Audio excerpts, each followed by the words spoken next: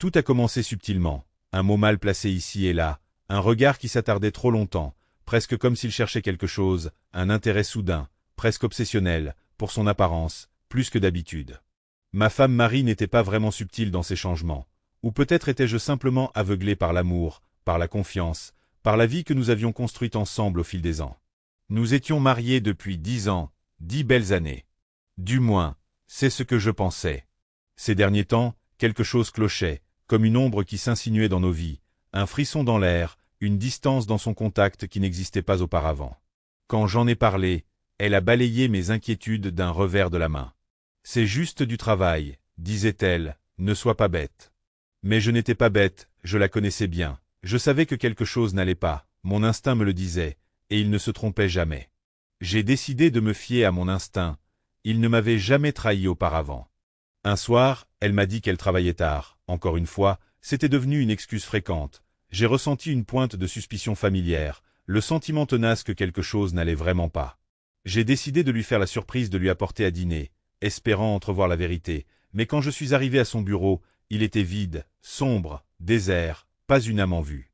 Mon cœur battait fort, une peur m'envahissait, un nœud d'angoisse se serrait dans mon estomac. Ce n'était pas bien, ce n'était pas Marie, où était-elle, que cachait-elle? Je suis rentré chez moi, l'esprit à toute vitesse, les pensées s'entrechoquaient comme des voitures dans un derby de démolition, les pensées tournoyaient dans une valse vertigineuse et séhurante. Le doute me rongeait, chaque seconde me semblait une éternité. La maison était vide, l'air était lourd d'un silence plus criant que n'importe quelle accusation, les heures s'écoulaient, minuit arrivait et passait, et toujours rien. Juste au moment où j'allais appeler la police, je l'ai entendu, un bruit qui a brisé le silence oppressant, une portière de voiture se fermant, des voix étouffées dérivant dans l'air nocturne, mon cœur a bondi dans ma gorge, battant comme un tambour dans mes oreilles, en regardant à travers les stores je les ai vus, des ombres se déplaçant dans la faible lumière, Marie, et un homme que je ne reconnaissais pas, ils se tenaient trop près, leur corps se touchant presque, de grands cheveux noirs. Une démarche assurée qui faisait bouillir mon sang, ils riaient en chuchotant, leur corps proche, trop proche, intime d'une manière qui me retournait l'estomac, il avait son bras autour de sa taille et elle ne s'est pas éloignée, elle s'est penchée vers lui, la rage, brute et dévorante, m'a envahi, j'ai vu du rouge, ma vision se rétrécissant en un tunnel, mes mains serrées en poing, les articulations blanches sous la force de ma colère. Je voulais sortir par cette porte et les affronter. Exiger des réponses, leur faire ressentir ma douleur et que pouvais-je faire? La réalité de mon impuissance m'a frappé comme un coup de poing dans le ventre. J'ai passé la nuit dans un brouillard de colère et de désespoir, le sommeil était impossible, chaque fois que je fermais les yeux, je voyais leur visage, j'entendais leur rire, je ne les affronterais pas, pas encore, pas avant d'avoir un plan, l'idée m'est venue lentement, comme un murmure dans le noir, je ne m'abaisserais pas à leur niveau, non, ma vengeance serait froide, calculée et absolue, je les battrais à leur propre jeu. J'ai passé les jours suivants à observer leur routine, à apprendre leurs habitudes, il la déposait à quelques pâtés de maison de chez lui, en faisant attention à ne pas être vus, ils étaient négligents, arrogants, ils se croyaient invincibles, ils me sous-estimaient. Mon plan était simple, mais élégant, j'utiliserais leur infidélité contre eux, transformerais leur rendez-vous secret en une cage de leur propre fabrication. D'abord, j'avais besoin d'une excuse pour quitter la maison pendant quelques jours, un voyage d'affaires semblait assez plausible. Puis, le vrai travail a commencé, j'ai installé des caméras cachées dans toute la maison, stratégiquement placées pour capturer chacun de leurs mouvements, des capteurs de mouvement, truqués pour déclencher une alarme assourdissante, garder toutes les sorties, j'ai même installé un système de sonorisation, capable de diffuser leurs murmures illicites dans tout le quartier.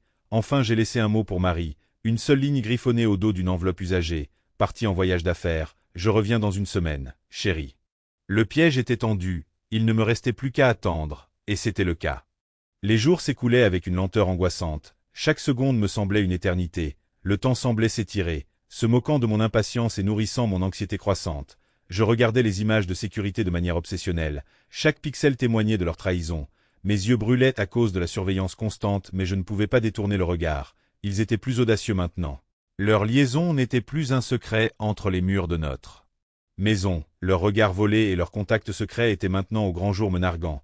Ils étaient négligents, leurs gardes baissés. Puis, la nuit est arrivée, la nuit qui allait tout changer, la nuit que j'attendais. L'anticipation était presque insupportable. Mon cœur battait fort dans ma poitrine. J'ai regardé les caméras cachées alors qu'ils entraient dans la maison. Leur rire résonnait dans les pièces vides. Ils étaient si inconscients, si confiants dans leur tromperie. Ils s'embrassaient, inconscients des yeux silencieux qui observaient chacun de leurs mouvements. Le moment était là, le moment que j'avais méticuleusement planifié, avec une profonde inspiration. J'ai attrapé mon téléphone. Mes doigts tremblaient légèrement alors que je composais le numéro, le nombre, le poids du moment qui pesait sur moi. Un par un j'ai activé le système. Chaque pression sur un bouton me semblait un pas de plus vers l'inévitable confrontation. Les lumières ont clignoté, plongeant la maison dans l'obscurité. Le changement soudain était un prélude au chaos qui était sur le point de se dérouler. La sono a crépité. Leurs mots doux chuchotés s'est amplifié en un rugissement assourdissant. Chaque mot qu'ils prononçaient était maintenant une arme, brisant le silence. Des cris de panique ont rempli l'air tandis que l'alarme de sécurité hurlait, le son perçant la nuit. Leur peur était palpable, un contraste frappant avec leur confiance antérieure. Je les ai regardés se précipiter vers les sorties, pour finalement trouver toutes les portes et fenêtres sécurisées. Ils étaient piégés, leur secret dévoilé à la vue de tous. Les voisins se sont rassemblés.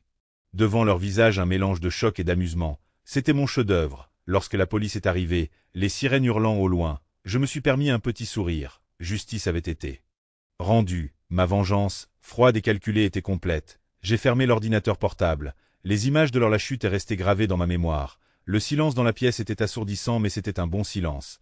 Un silence qui parlait de clôture, de justice, de douce vengeance.